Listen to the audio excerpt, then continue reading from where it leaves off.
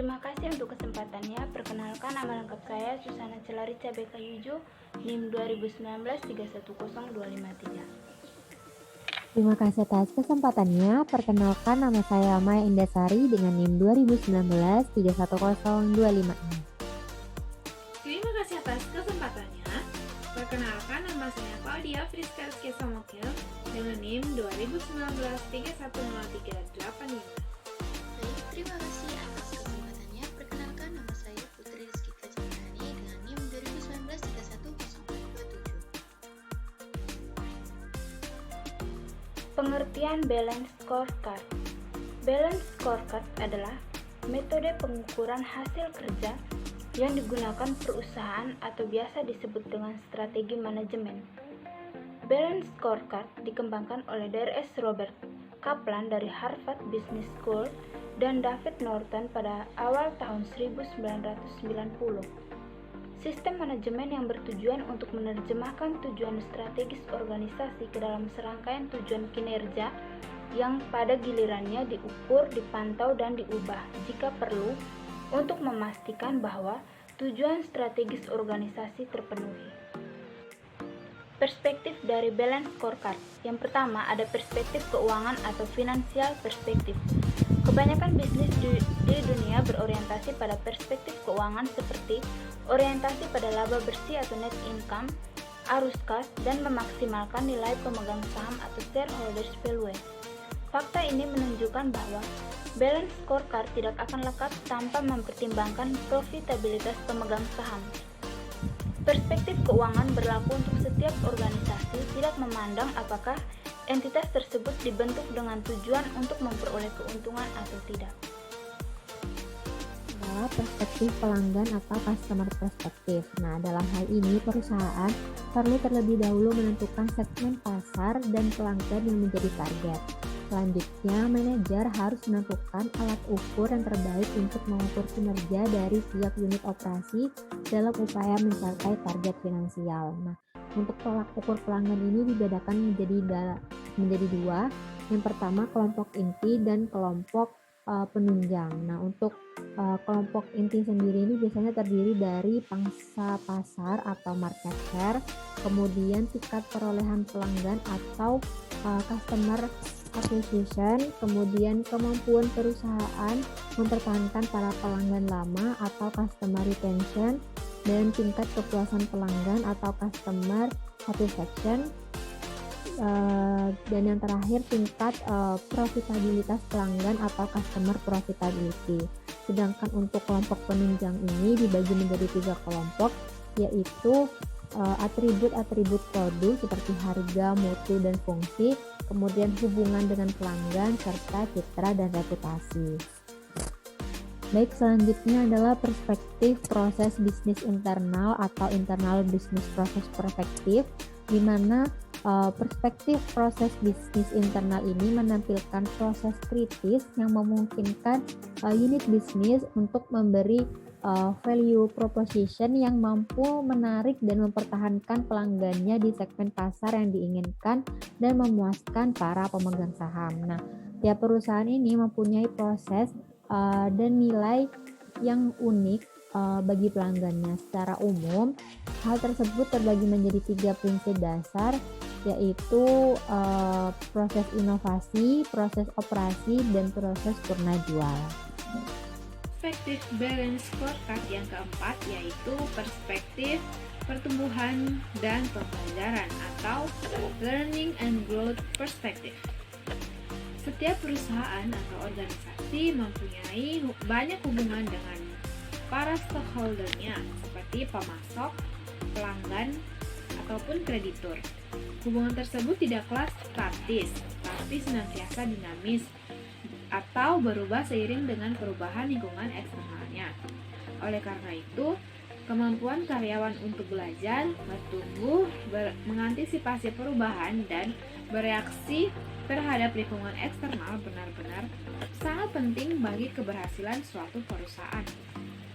Karyawan yang termotivasi dan terlatih mengetahui apa yang terjadi dan cara mengantisipasi perubahan tersebut. Kaplan pada tahun 1996 mengungkapkan betapa pentingnya organisasi bisnis untuk terus memperhatikan karyawannya, memantau kesejahteraan karyawan, dan meningkatkan pengetahuan karyawan.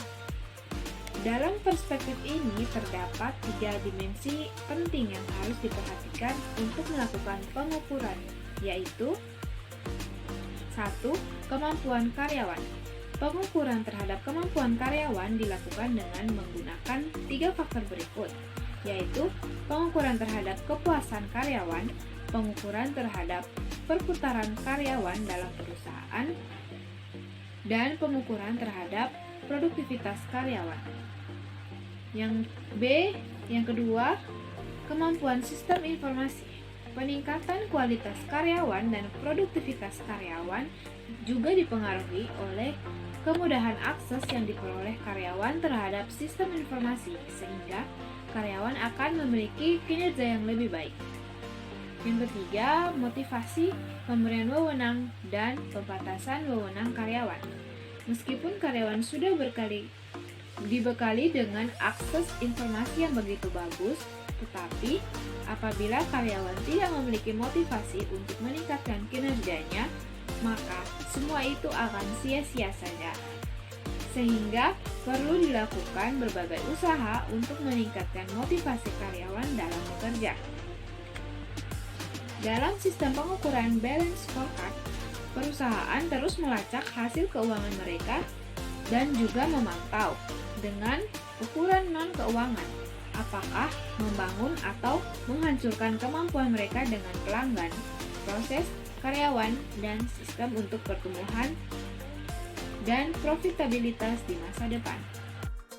Balance scorecard memiliki 4 karakteristik, yaitu yang pertama, komprehensif.